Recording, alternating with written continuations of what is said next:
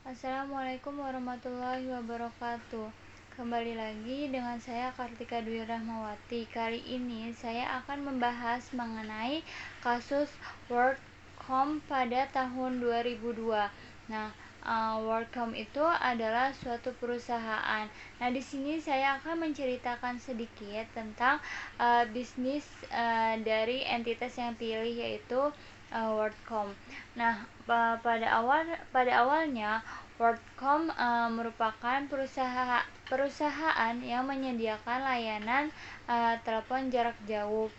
Nah, pertumbuhan perusahaan WorldCom itu yang paling utama didorong oleh akuisisi terhadap perusahaan-perusahaan telekomunikasi lainnya yang terjadi pada tahun 1990-an dan mencapai puncaknya dengan mengakuisisi MCA pada tahun 1998.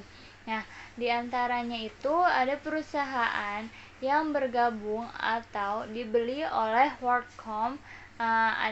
Yang pertama adalah Advanced Communication Corporation pada tahun 1992. Terus juga ada yang namanya Metro Media Communication Corporation pada tahun 1993. Terus juga ada yang namanya Resurgence Communication Group pada tahun 1993 dan IDB Communication Group Incorporate pada tahun 1994. Terus juga ada namanya Williams Technology Group Incorporation pada tahun 1995 dan yang terakhir ada namanya MFS Communication Company pada tahun 1996. Nah, pada tanggal 15 September 1998, perusahaan baru MCA WorldCom mulai dibuka untuk bisnis.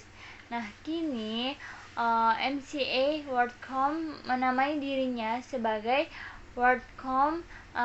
Perusahaan Nasdaq ini telah memiliki sekitar hampir atau lebih dari 80.000 pegawai yang tersebar di seluruh dunia dan sebanyak 8.300 diantaranya merupakan pegawai yang tinggal di Eropa, Timur Tengah, serta Afrika. Yang kedua itu bagaimana sih modus operasinya ketika terjadinya kasus WorldCom ini.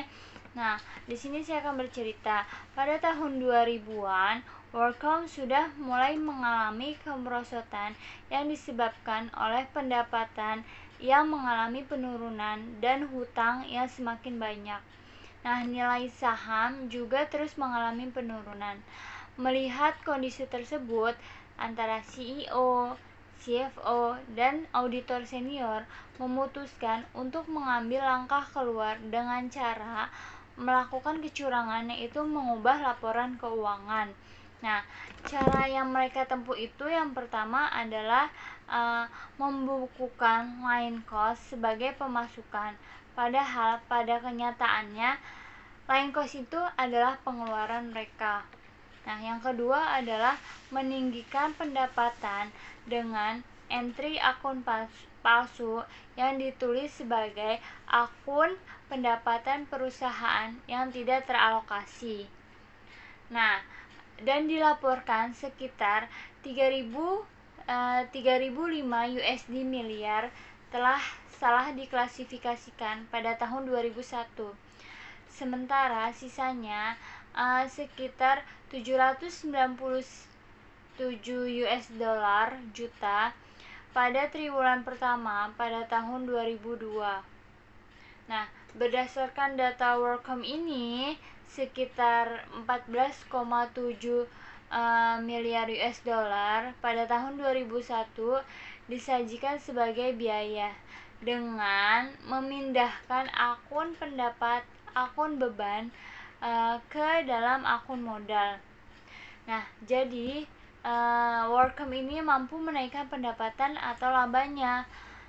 Nah, karena Kenapa sih? Ya karena Workcom ini mencatat akun beban lebih rendah, sedangkan akun asetnya itu dicatat lebih tinggi karena beban kapitalisasi yang disajikan sebagai beban investasi.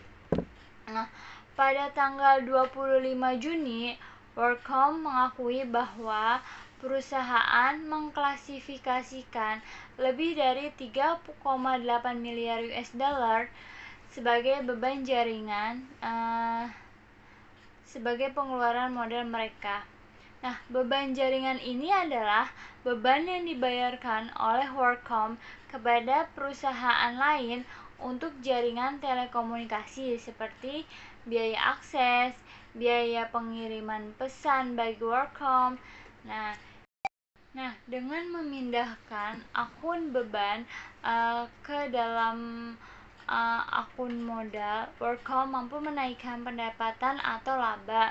Nah, Workcom ini mampu menaikkan labanya karena akun beban yang dicatat lebih rendah, sedangkan akun aset dicatat lebih tinggi karena beban kapitalisasi yang disajikan sebagai beban investasi.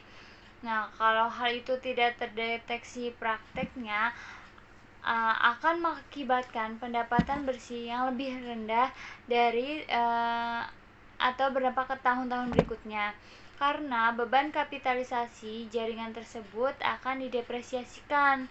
Nah, secara esensi, beban kapitalisasi jaringan akan memungkinkan perusahaan untuk mengalokasikan biayanya dalam beberapa tahun ke depan, mungkin antara 10 tahun atau 15 tahun atau lebih.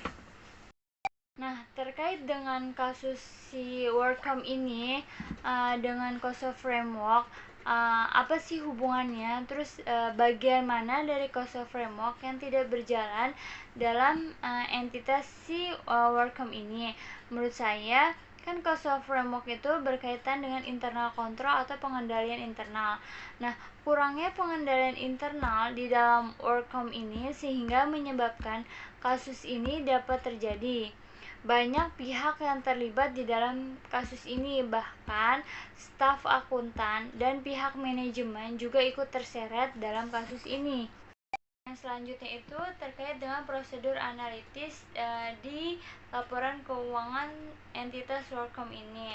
Nah, teknik prosedur analitis ini merupakan awalnya itu meliputi perbandingan saldo yang tercatat dengan data-data lainnya seperti saldo keuangan tahun sebelumnya, terus juga saldo akun yang berhubungan di antara satu sama lain, atau pos-pos sejenis yang ada di tahun sebelumnya.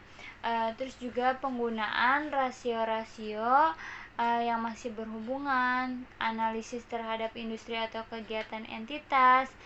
Sedangkan cara untuk melakukan prosedur analitis ini antara lain yang pertama bisa dengan cara vertikal atau horizontal atau membandingkan dengan rasio-rasio keuangan yang ada. Jika saya sebagai auditor, apa aja sih yang akan saya tanyakan kepada direktur keuangannya? Nah, secara garis besarnya itu terkait dengan bagaimana pengendalian internal yang ada di perusahaan tersebut. Selain itu, juga terkait dengan profil perusahaan, bisnis perusahaan, serta transaksi-transaksi yang terjadi di perusahaan tersebut. Selanjutnya, dari ke-6 siklus tersebut saya memilih ke siklus penjualan atau penagihan. Nah, cara melakukan test of control dalam siklus ini adalah yang pertama, pengujian dilakukan menggunakan informasi yang diperoleh guna memahami pengendalian internal yang ada di perusahaan tersebut. Misalnya dengan menyiapkan kuesioner tentang pengendalian internalnya. Nah, hal ini juga menilai resiko pengendalian yang ada di perusahaan tersebut. Kedua itu adalah bagaimana cara melakukan test of detail balance atas siklus penjualan dan penagihan yang berkaitan dengan piutang usaha. Yang pertama itu piutang usaha yang dicatat dalam laporan keuangan itu memang ada.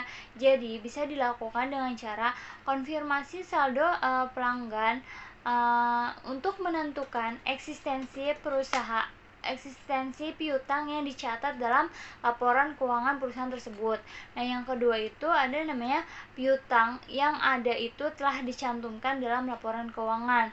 Nah, hal ini bisa dilakukan dengan cara mengidentifikasi piutang usaha pada neraca saldo dan merekonsiliasi saldonya dengan akun pengendalian pada buku besar umum.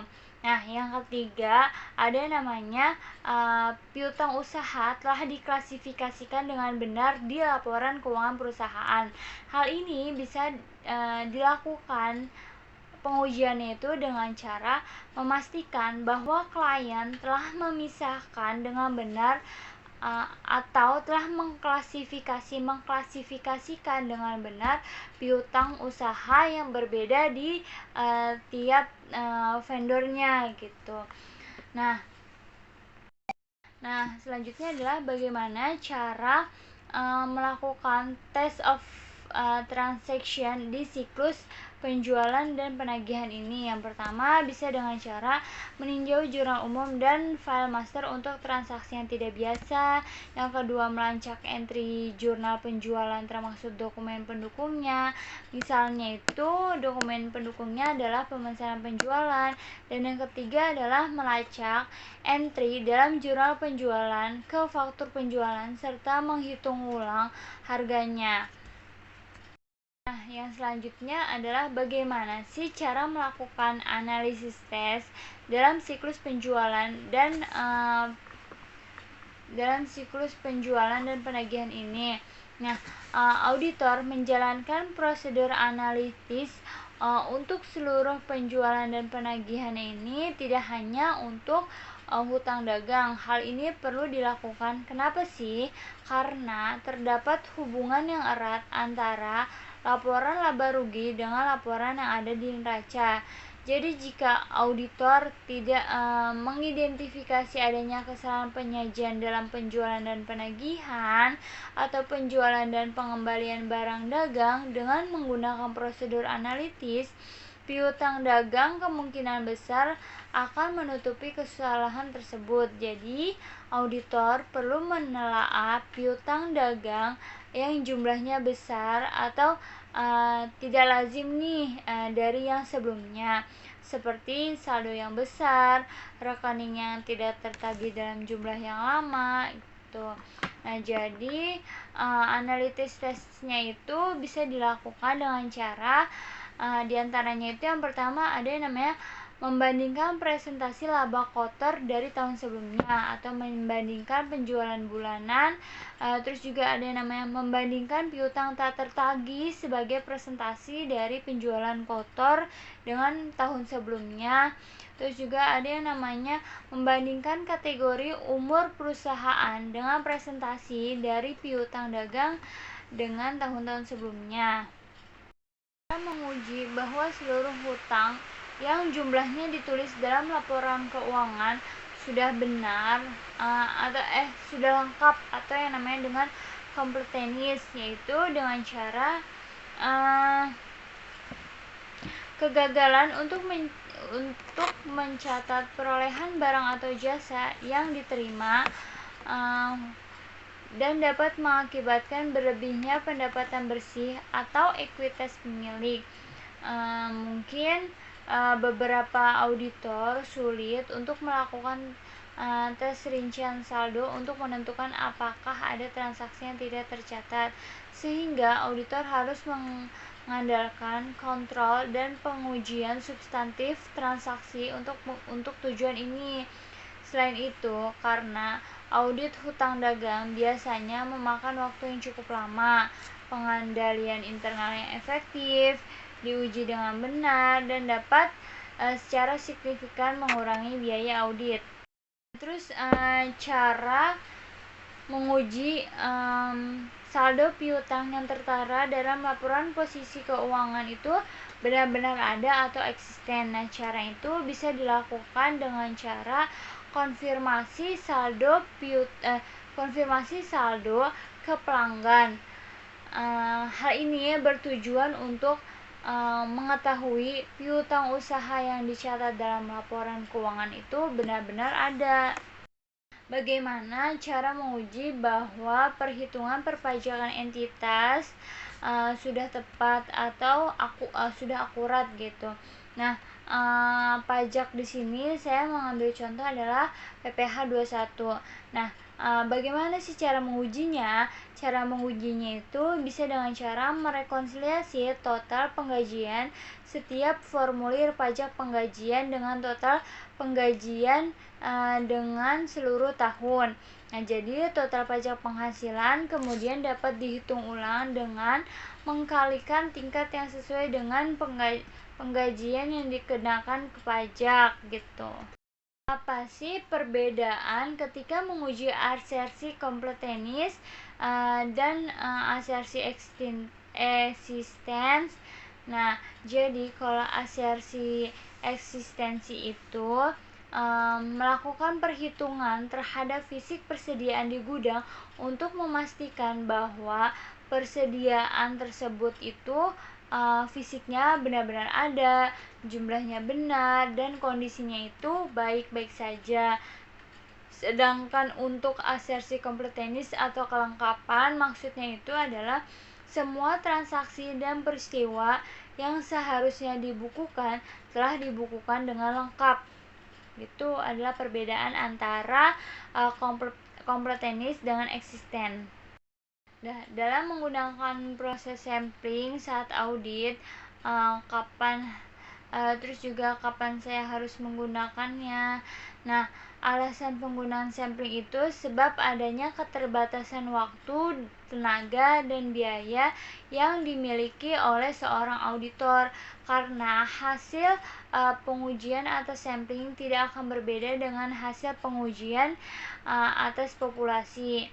Nah, validasi pengujian berdasarkan sampel dapat diuji secara ilmiah dan bisa diterima secara umum.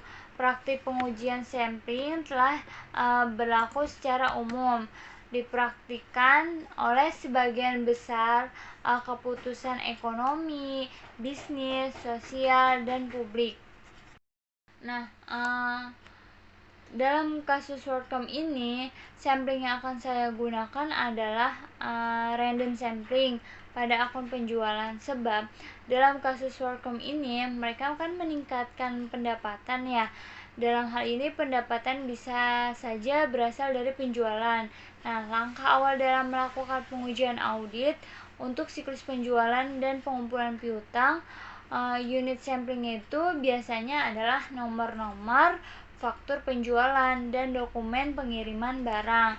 Jadi, akun yang digunakan untuk sampling ini adalah akan mengambil 10 sampling dari populasi faktur di tiap bulannya. Pengambilan sampling ini berdasarkan angka random gitu. Dari kasus WordCamp ini, ketika saya menjadi seorang auditor yang mengaudit perusahaan tersebut, saya akan memberikan opini wajar tanpa pengecualian dengan paragraf penjelas. Nah, sebab auditor mendapatkan indikasi bahwa adanya hal yang fundamental mempengaruhi laporan keuangan. Nah, paragraf penekan atau paragraf lainnya itu dapat dicantumkan guna memberikan penjelas tentang kondisi keuangannya yang sebenarnya terjadi di perusahaan tersebut. Misalnya, menaikkan laba karena akun laba telah dicatat lebih rendah. Selain itu, akun aset dicatat lebih tinggi karena beban kapitalisasi disajikan sebagai beban investasi gitu. Nah, opini dalam laporan keuangan pada kasus WordCamp ini, auditornya itu memberikan wajar tanpa pengecualian. Nah, jadi dapat dilihat nih bahwa akuntan publik yang terlibat dalam kasus WordCamp ini berarti mereka juga udah kayak melanggar etika profesi akuntan publik itu sendiri. Kenapa sih? Karena kan seharusnya KAP itu kan mempunyai kode etiknya tersendiri yang seharusnya menjadi pedoman dalam melaksanakan tugasnya, bukan untuk dilanggar. Nah, dalam kasus Workom ini, KAP tersebut seharusnya bisa bersikap independen dan dalam kasusnya Workom ini si KAP Arthur Andersen ini selaku auditor eksternalnya Workom tidak menjalankan tugasnya sesuai dengan prosedur yang sesuai dengan kode etik KAP gitu, karena tidak melaporkan temuan audit yang telah dimanipulasi oleh perusahaan Workom.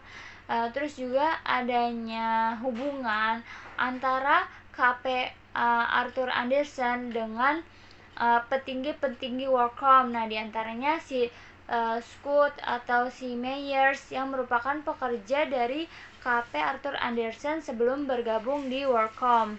Nah, berikut perhitungan materialitas OM, PM, dan AM dalam laporan keuangan Workom. Nah, di sini bisa dilihat ini merupakan laporan keuangan pada kasus Workom yang terjadi di tahun 2002. Nah, yang pertama adalah menetapkan tingkat materialitas. Langkah pertamanya itu adalah menentukan OM atau overall materiality. Nah, angka presentasi yang umumnya digunakan dalam menentukan materialitas adalah sebagai berikut. Nah, kalau menggunakan pre-tax income, minimalnya adalah 5% dan maksimalnya itu tolak ukurnya adalah 10%. Ketika menggunakan EBIT, minimum tolak ukurnya ada 5% dan maksimal adalah 10%. Ketika menggunakan EBITDA, minimum tolak ukurnya ada 2% dan maksimum tolak ukurnya ada 5%. Ketika menggunakan gross margin, minimum tolak ukurnya ada 1% dan maksimum tolak ukurnya adalah 4%. Ketika menggunakan revenue atau pendapatan, minimum tolak ukurnya adalah 0,5% dan maksimumnya adalah 2%. Ketika menggunakan beban operating, minimum tolak ukurnya adalah 0,5% dan maksimalnya adalah 2%. Ketika menggunakan ekuitas, minimum tolak ukurnya adalah 1% dan maksimalnya adalah 5%. Sedangkan ketika menggunakan aset, minimum tolak ukurnya adalah 0,5% dan maksimalnya adalah 2%. Nah, pertama saya menggunakan tolak ukurnya yaitu aset. Jadi perhitungannya adalah tolak ukur dikali presentasi ukur. Jadi total asetnya dikali sama minimum tolak ukur yaitu 0,5%, terus juga dikurang sama maksimum tolak ukurnya yaitu 2%. Di sini saya menggunakan presentasi tolak ukurnya yaitu 1%. Jadi dapat diketahui di sini bahwa total asetnya senilai 905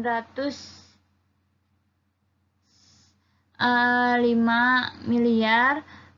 Kalau udah digali sama presentasi tolak ukurnya, maka dapat dilihat di sini bahwa OM-nya merupakan 9 miliar sekian. Yang kedua adalah langkah menentukan PM atau performance materiality. Nah, performance materiality ini merupakan materialitas pelaksanaan yang digunakan dalam pelaksanaan audit untuk menentukan rasio sampai titik rendah yang dapat diterima. Nah, dasar penentuan performance materiality ini adalah yang pertama, untuk kesalahan penyajian secara keseluruhan yaitu tinggi. Nah, kalau tinggi berarti yang digunakan adalah 60%. Nah, yang kedua itu untuk resiko kesalahan penyajian materialitas yang sedang gitu, tinggi tapi non TBK, berarti digunakannya adalah 70%. Yang ketiga, untuk resiko kesalahan penyajian materialitasnya itu rendah, itu 80%. Nah, di sini saya menggunakan tingkat presentasinya itu sebesar 70%. Karena jadi nilai OM yang sebenarnya telah saya hitung sekitar 9 miliar dikali 70%, maka dapat diketahui bahwa PM-nya adalah sebesar 6 miliar sekian. Nah, langkah yang ketiga adalah menentukan Summary of Adjusted Difference atau SUD. Nah, apa sih itu SUD? SUD adalah materialitas di tingkat saldo akun. Nah, penentuan SUD untuk klien ini beresiko tinggi maupun rendah. Nah, presentasinya sama nih, 3% dari OM semuanya. Jadi, SUD-nya sama dengan OM dikali 3%. OM yang tadi sudah saya hitung yaitu sekitar 9 miliar dikali 3% sama dengan 271 juta sekian. Nah, yang selanjutnya yang akan saya bahas adalah analytical test dalam laporan keuangan WorldCom. Nah, yang pertama adalah analytical horizontal. Nah, kalau horizontal berarti dia ke samping. Nah, gimana sih cara perhitungannya? Cara perhitungannya adalah tahun setelahnya dibagi tahun dasar, terus tahun sebelumnya. Ini adalah jumlahnya dan ini ada presentasinya. Jadi di sini itu merupakan selisih antara 2001 dan 2002. Jadi dapat diketahui bahwa selisihnya itu ada penurunan dari tahun 2001 ke 2002 sekitar 336 miliar. Jadi persentase penurunannya adalah 37,11. Begitupun dengan akun yang lainnya seperti liabilitas, ekuitas. Kita cari dulu nih kenaikan dan penurunannya. Baru diketahui bahwa presentasinya itu berapa gitu.